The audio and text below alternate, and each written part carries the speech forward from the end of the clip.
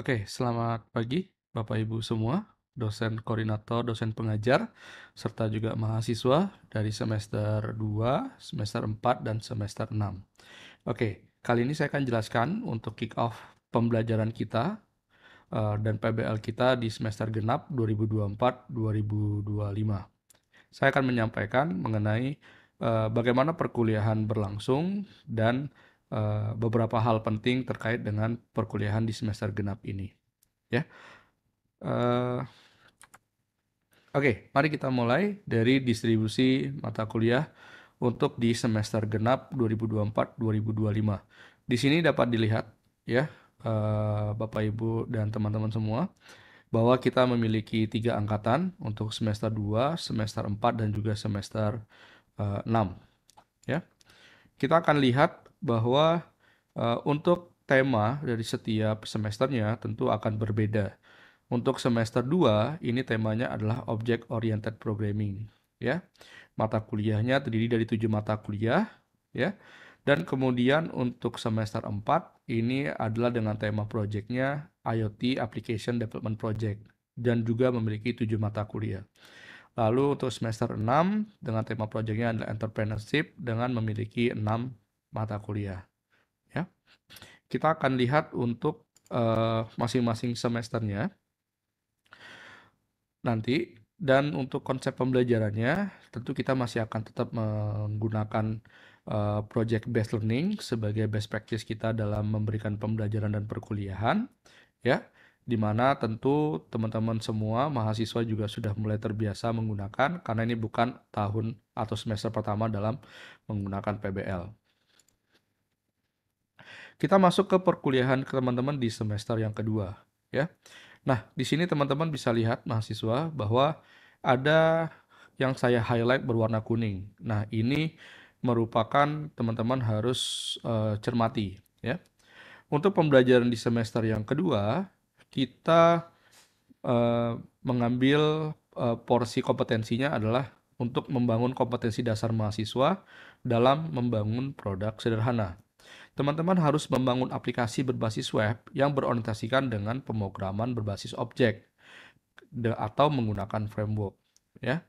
Di mana pada saat di semester 1 teman-teman menggunakan pemrograman tapi berbasisnya natif, PHP natif.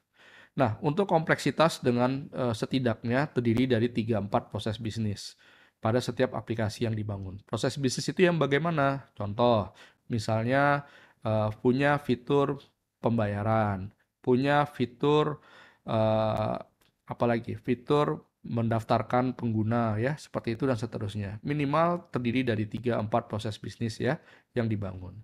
Di sini perlu teman-teman cermati adalah terkait dengan fungsional atau fitur yang teman-teman dapatkan di setiap judul PBL nanti, itu teman-teman susun bersama-sama dengan manajer proyek dan bantuan dosen pengajar. Oke? Nah, tentu teman-teman sering mendengar bahwa PBL kita itu menggunakan kerangka, merupakan bagian dari kerangka pembelajaran berbasiskan CDIO, Conceive, Design, kemudian Implement, dan Operate. Untuk di tahun yang pertama, di semester yang kedua, teman-teman akan mendapatkan setidaknya dari 3 tahapan, Design, Implement, dan Operate. Cuman, desainnya berhuruf kecil, karena memang sedikit dari perancangan yang teman-teman harus lakukan, yang teman-teman terapkan di semester yang kedua. Yang paling banyak adalah implement dan juga operate-nya. Dari sini kita bisa tahu teman-teman bahwa makanya tadi saya sempat katakan bahwa untuk tahap fungsional dan fitur itu teman-teman susun bersama dengan manpro-nya, ya. Jadi jangan terlalu menghabiskan energi terlalu banyak menyusun hal tersebut, tapi bekerja samalah atau berkoordinasilah dengan manajer proyek dalam menyusunnya, ya.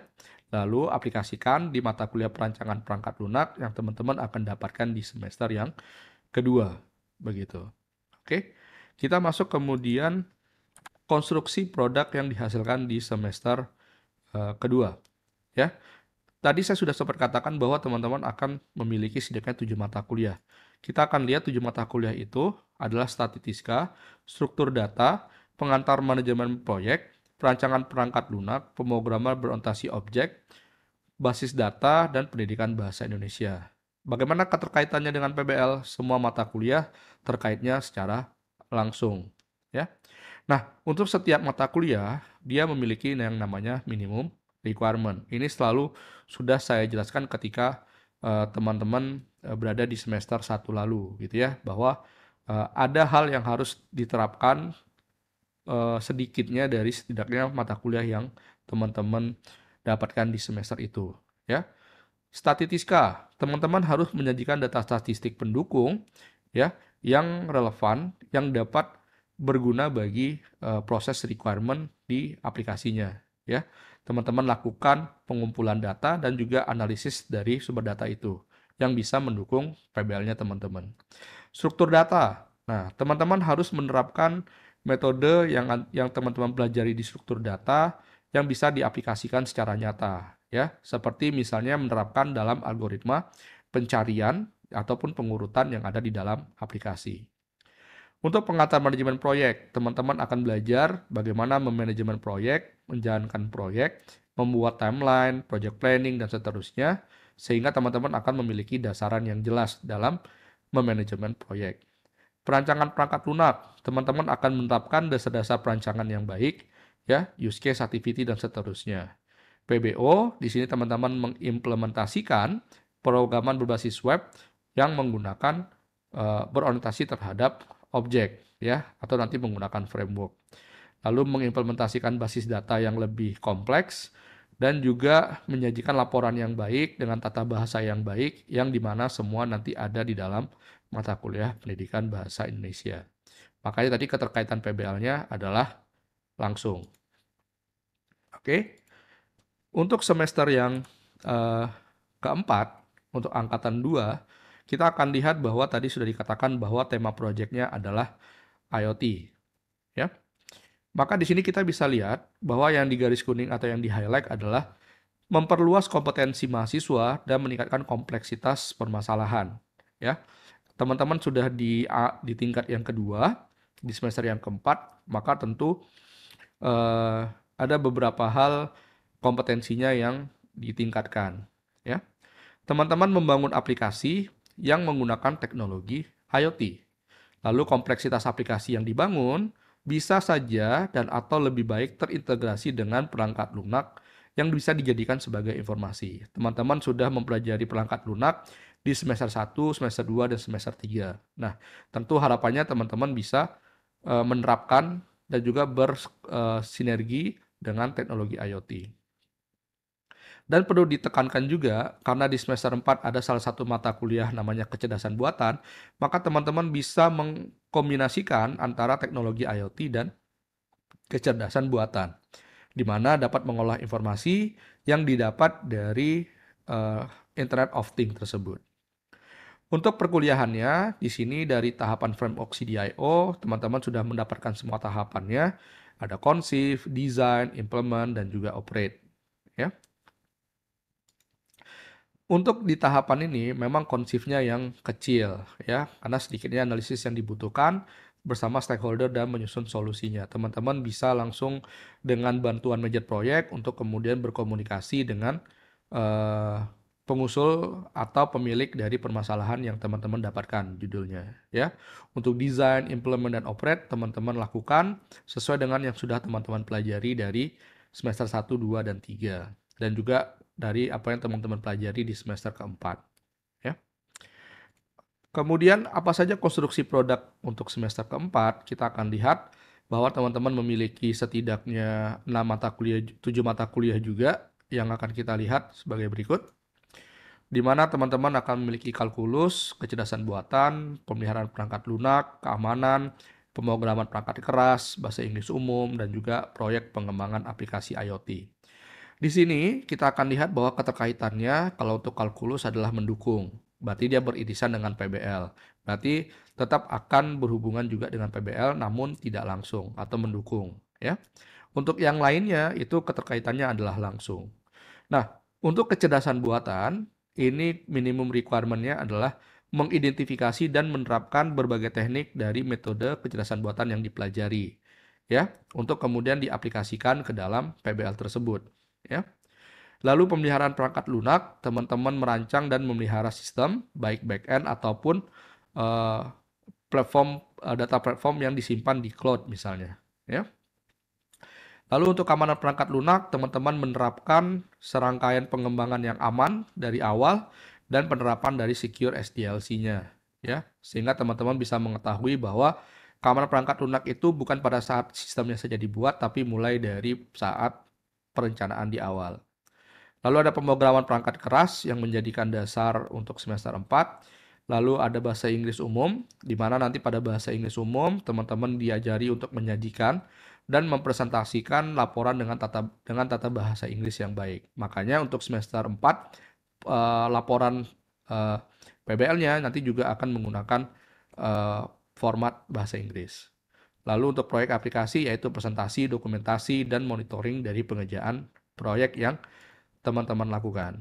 Ya, jadi perlu diingat bahwa untuk semester keempat, IoT dan juga kecerdasan buatan menjadi ciri khas utama dari tema di semester keempat. Besar harapan teman-teman bisa mengkombinasikan kedua hal itu dan juga mata kuliah yang lain bisa mendukung sehingga produk atau PBL-nya bisa berjalan dengan baik. Ya. Kita akan masuk ke bagian semester yang terakhir, semester 6, untuk angkatan yang pertama. Tadi saya katakan bahwa tema dari semester 6 adalah entrepreneurship, ya. Sama seperti yang sudah saya pernah informasikan bahwa untuk tahun yang ketiga kita membangun aplikasi yang siap guna. Nah, untuk yang semester 6 tidak hanya siap guna tapi juga kemudian memiliki pengguna nyatanya, ya. Di garis bawahi adalah teman-teman akan memperkuat kompetensi mahasiswa melalui peningkatan pengetahuan dan tingkat keterampilan, ya. Membangun aplikasi siap guna dalam menyelesaikan permasalahan atau menjadi solusi nyata dan memasarkan aplikasi sehingga memiliki penggunanya dan memiliki konsep dan perencanaan dalam menjadikan aplikasi menjadi usaha rintisan di bidang teknologi serta didukung dari metode pengembangan yang tepat, teknologi terbaru, serta bisa menghasilkan proposal usaha sebagai bagian dari teman-teman untuk menjadi technopreneurship. Di mana untuk tahun ketiga dari kerangka framework CDIO-nya, teman-teman sudah akan melaksanakan semua aktivitasnya, ya, mencari permasalahan, melakukan desain sesuai permasalahan, melakukan implementasi dan juga melakukan operate-nya. Sehingga besar harapan teman-teman untuk di tingkat yang ketiga itu bisa benar-benar memiliki suatu platform aplikasi yang benar-benar digunakan oleh masyarakat. Ya, itu penting menjadi acuan dari keberhasilan teman-teman atau kelulusan teman-teman di semester yang ke-6. Oke.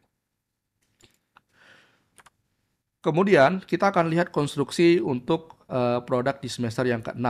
Oke. Di sini tadi teman-teman akan memiliki 6 mata kuliah, ada pendidikan kewarganegaraan, menulis bahasa Inggris, metodologi penelitian, kapita selekta, kewirausahaan, dan proyek perangkat lunak industri. Di mana untuk pendidikan KWN itu sifatnya mendukung.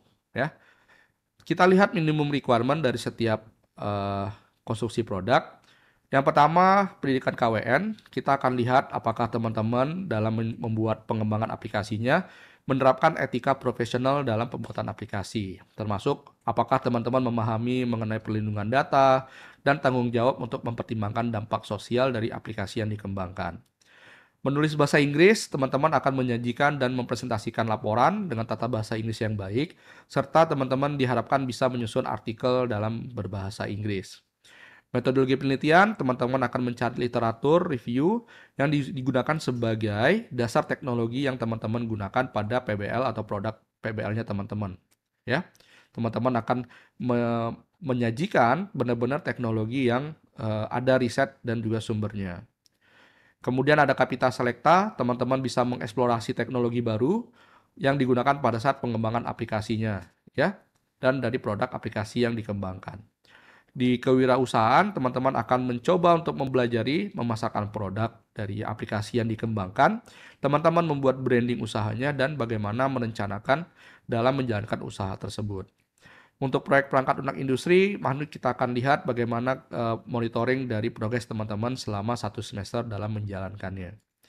Nah, untuk titik berat di konstruksi produk semester 6, diketahui bahwa aplikasinya benar-benar bukan lagi digunakan oleh developer atau timnya saja, tapi digunakan oleh masyarakat. Maka penting bahwa saya selalu katakan bahwa developnya harusnya jadi lebih cepat, gitu ya, sehingga teman-teman bisa segera memasarkannya dalam waktu 1 semester atau mencari pengguna dalam waktu 1 semester. Oke? Nah, kemudian selain dari perkuliahan D24 dan 6, saya akan coba sampaikan juga untuk milestone, terutama untuk di semester kedua dan keempat. Apa saja sih yang harus teman-teman pahami menjadi titik pencapaian teman-teman di setiap tahapannya, ya. Kita akan coba mulai dari project milestone teman-teman di semester 2 dan 4. Kita lihat di sini ada project milestone-nya, ada pace-nya, mulai dari minggu 1 sampai dengan minggu ke-14 dan AAS. Teman-teman akan memiliki pace-nya, ada preparation, design, implement, dan operate-nya, dan memiliki backlog-nya. Ya, ini adalah backlog utama yang harus teman-teman masukkan. Briefing, project, penyusunan rencana kerja RPP, dan juga presentasi rencana kerja ini dilakukan selama 3 minggu pertama di tahapan preparation. Sehingga nanti di minggu ketiga teman-teman akan mempresentasikan RPP yang sudah pernah teman-teman buat di semester sebelumnya. Contohnya seperti itu. Lalu masuk ke phase design, teman-teman akan membuat desain aplikasi, mengidentifikasi kebutuhan fungsional dan non-fungsional, dan merancang IRD-nya dan seterusnya sampai dengan minggu kelima. Ya, maka nanti di minggu kelima teman-teman akan melaporkan apakah sudah terbentuk atau tidak desainnya. Masuk ke tahapan minggu ke-6, teman-teman sudah mulai untuk mengimplementasikan front end dan back end, sehingga ada yang setidaknya teman-teman punya atau kumpulkan di presentasi progres di minggu ke ATS, ya. Dan di minggu ke-6 dan ke-7, teman-teman juga sudah mulai bisa menyusun laporan tengah semester.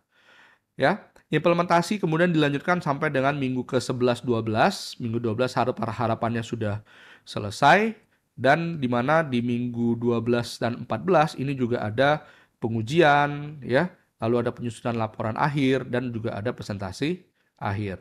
Dan untuk milestone semester 2 dan 4 ini sama, bentukannya adalah seperti ini.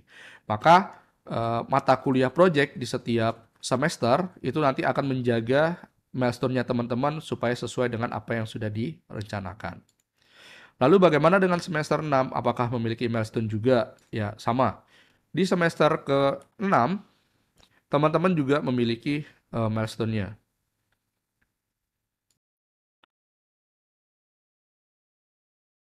Untuk di semester yang ke-6, teman-teman akan memiliki milestone yang seperti ini. Ini agak sedikit berbeda dengan semester 2 dan 4. Kita akan coba lihat.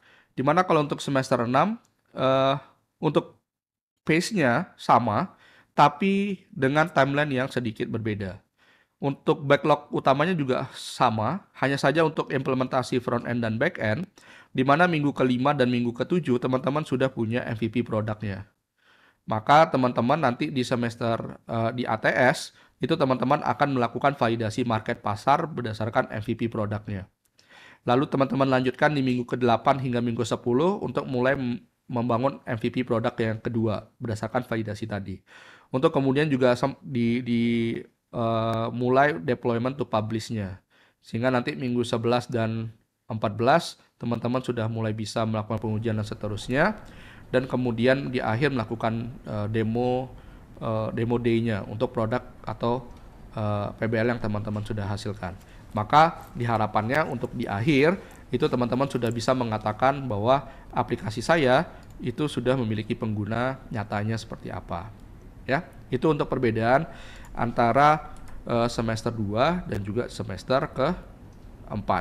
Setelah dari project milestone tadi, teman-teman juga di semester depan akan memiliki penilaian. Nah, teman-teman perlu ketahui dari awal bahwa untuk rubrik penilaian setidaknya akan ada 6 komponen penilaian evaluasi.